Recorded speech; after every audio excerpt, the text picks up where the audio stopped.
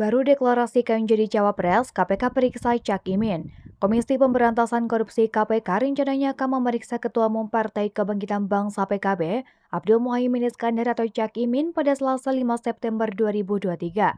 Cak Imin akan dimintai keterangan sebagai saksi mengenai dugaan rasuah pengadaan sistem proteksi tenaga kerja Indonesia TKI di Kementerian Tenaga Kerja dan Transmigrasi Kemenkertrans tahun 2012. Sebagai Menteri Kemenaker tahun 2009 sampai 2014, nama Muhaimin Iskandar alias Cak Imin juga pernah disebutkan dalam kasus Kardus Durian. Kasus Kardus Durian merupakan kasus suap pengucuran dana percepatan pembangunan infrastruktur daerah pada Kementerian Tenaga Kerja dan Transmigrasi Kemenaker Trans tahun 2011 silam. PLT Deputi Penindakan dan Eksekusi KPK, Asep Gundur mengungkapkan kasus rasuah itu diduga terjadi tahun 2012. Diketahui Cak Imin pernah menduduki jabatan sebagai Menteri Tenaga Kerja Menaker sejak 22 Oktober 2009 hingga 1 Oktober 2014. Kasus itu terbongkar setelah KPK menggelar OTT terhadap dua pejabat Kemenaker Trans. Operasi itu digelar pada 25 Agustus 2011 silam. Terkait dengan hal itu, Ketua DPP Bidang Teritorial Pemenangan Pemilu Partai Nasdem, Effendi Hoyeri alias Gus Coy memberikan tanggapannya. Menurutnya, KPK adalah penegak hukum, bukan alat politik. Pihaknya juga menyebut saat Cak Imin belum deklarasi cawapres, tidak ada isu hukum macam-macam.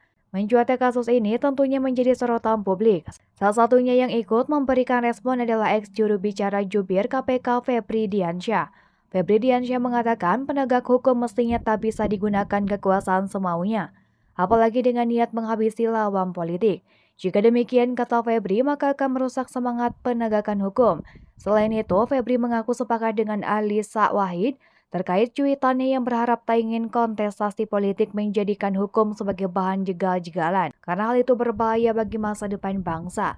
Korupsi di Kemenaker terkait sistem proteksi TKI itu diketahui terjadi pada tahun 2012. Kala itu Cak Imin masih menjabat sebagai Menteri Tenaga Kerja dan Transmigrasi periode 2009 sampai 2014. Dari sinilah Cak Imin ikut terseret dalam skandal korupsi tersebut. 3 hari pasca penggeledahan, KPK mengumumkan perkembangan penyidikan kasus korupsi di Kemenaker. 3 orang telah ditetapkan sebagai tersangka. Ketiga tersangka itu terdiri dari 2 pegawai Kemenaker dan 1 pihak swasta.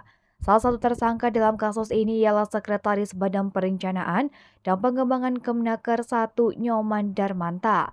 Selain itu, ada Reina Usman yang saat kasus ini terjadi menjabat Dirjen Pembinaan Penempatan Tenaga Kerja dan Transmigrasi serta pihak swasta bernama Karunia.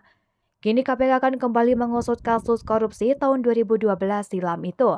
Direktur Penyidikan KPK Asep Gundur mengatakan, sejumlah saksi akan diperiksa KPK terkait korupsi sistem proteksi TKI di Kemenaker. Menurut Asep, KPK juga akan memeriksa pejabat yang menjabat di Kemenaker pada 2012 lalu.